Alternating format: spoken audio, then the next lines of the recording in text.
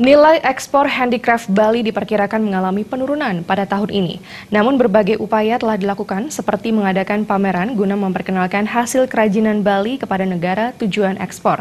Demikian dikatakan Ketua Asosiasi Eksportir dan Produsen Handicraft Bali, Ketut Dharma Siaja. Ketua Asosiasi Eksportir dan Produsen Handicraft Bali, Ketut Dharma Siaja menambahkan, selama ini handicraft atau kerajinan Bali cukup diminati oleh negara-negara Eropa serta Amerika Serikat. Namun nilai ekspor kerajinan Bali di tahun ini mengalami penurunan. Hal itu disebabkan oleh dampak erupsi Gunung Agung yang berdampak pada penurunan jumlah kunjungan wisatawan.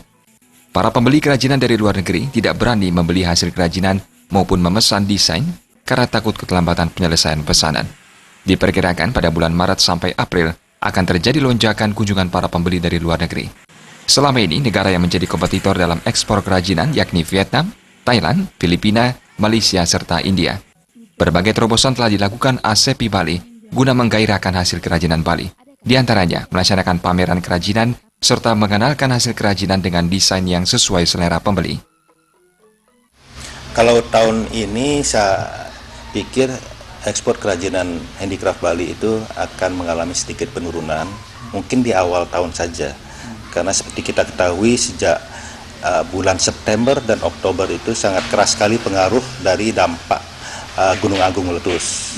Nah para pembeli dari luar negeri itu mereka takut untuk datang ke Bali untuk memesan barang atau membuat desain baru kepada pengrajin-pengrajin kita, pada eksporter-eksporter kita. Nah itu dampaknya ya sekarang ini di awal tahun ini, karena skema kerja kita itu adalah 3 bulan, 6 bulan ke depan. Sekarang order barang, 3 bulan lagi atau 6 bulan lagi baru akan selesai dan untuk dikirim untuk diekspor itu.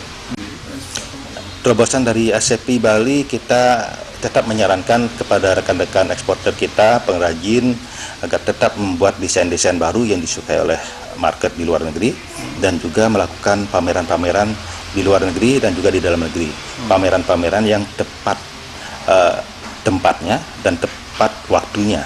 Semester kedua akan dimulai pada bulan Juli Agustus itu mudah-mudahan akan terjadi peningkatan ekspor komoditas handicraft kita.